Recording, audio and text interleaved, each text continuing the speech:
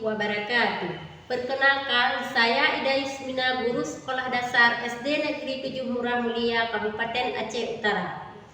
Dalam kesempatan ini, saya akan menceritakan sebuah dongeng yang berjudul Bulldozer Betty.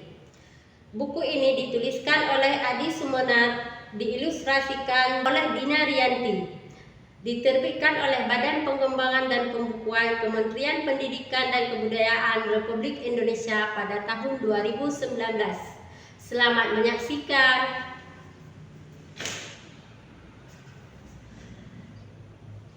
Seorang gadis bernama Betty. Dia tinggal di Papua di kampung Sko, perbatasan negara yang jauh dari kota. Pada pagi itu, Betty sedang berada di kebun bersama ayah dan ibunya.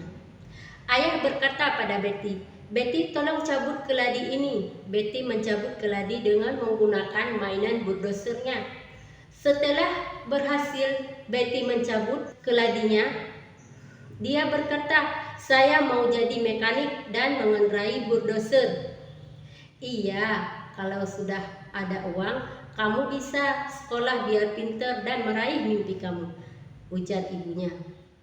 Setelah membantu orang tua di kebun, Betty buru-buru bermain dengan temannya. "Ayo kita main di hutan," kata Betty mengajak Obed temannya. "Siap," jawab Obed. "Ayo kita berburu kuskus." "Setuju, kamu duluan saja," kata si Obed.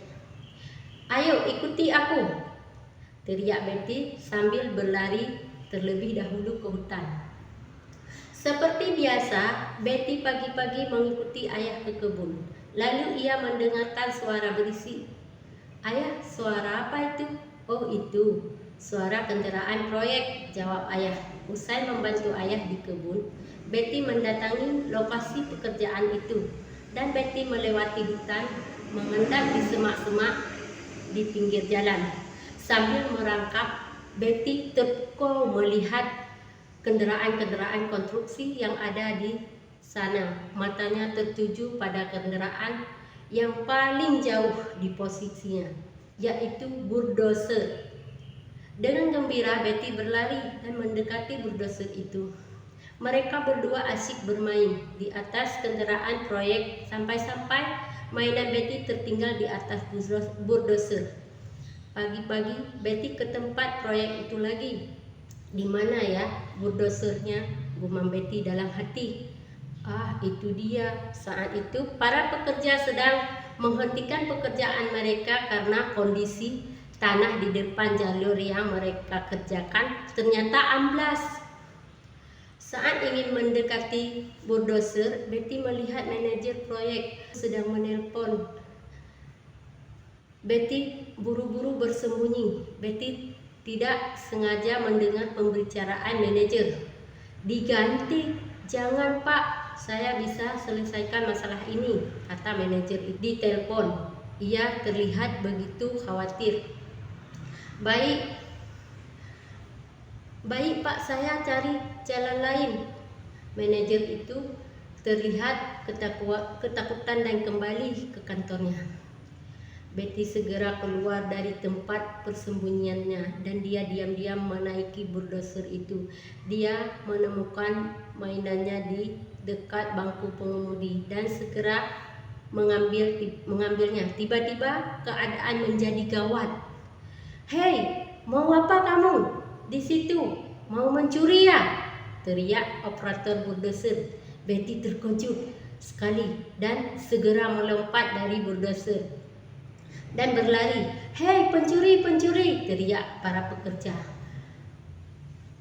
Karena ketakutan, mainan bulldozer Betty terjatuh dan terinjak-injak oleh para pekerja itu. Betty berhenti untuk mengambil mainannya. Sayang, dia ditangkap, dimarahi dan dibawa ke manajer proyek. "Apa yang dia lakukan?" tanya manajer proyek saat melihat Betty digiring ke kantornya. "Sepertinya dia mau mencuri, Pak," jawab seorang pekerja. "Om, saya tidak mencuri." jawab Betty sambil terisak. Saya hanya mau ambil mainan bulldozer saya yang tertinggal kemarin. Ah, kamu bikin tambah pusing aja, jalan amblas, sekarang kamu tambah masalah saja. Mungkin saya bisa kok membantu Om, kata Betty. Ada tanah yang kokoh Om, tanahnya berbatu dan baik dibuat jalan. Om, area ini jurang, jadi tanahnya tidak kokoh, lebih baik lewat sana saja, kata Betty menunjuk ke alang-alang. Iya kan Obed? Iya Om, tanya. 3 tahun lalu jurang ini ditutupi oleh tanah longsor, Obed menegaskan. Nak, tanah ini kokoh, kata manajer itu, dan dia adalah rute terpendek ke desa tetangga. Rute kalian pasti akan membuang banyak waktu dan biaya. Kalian membuang-buang waktu saja, ditambah manajer itu. Lagi pula kalian tidak boleh ke sini lagi. Pergi sekarang. Kemudian manajer itu beralih ke operator bulldozer.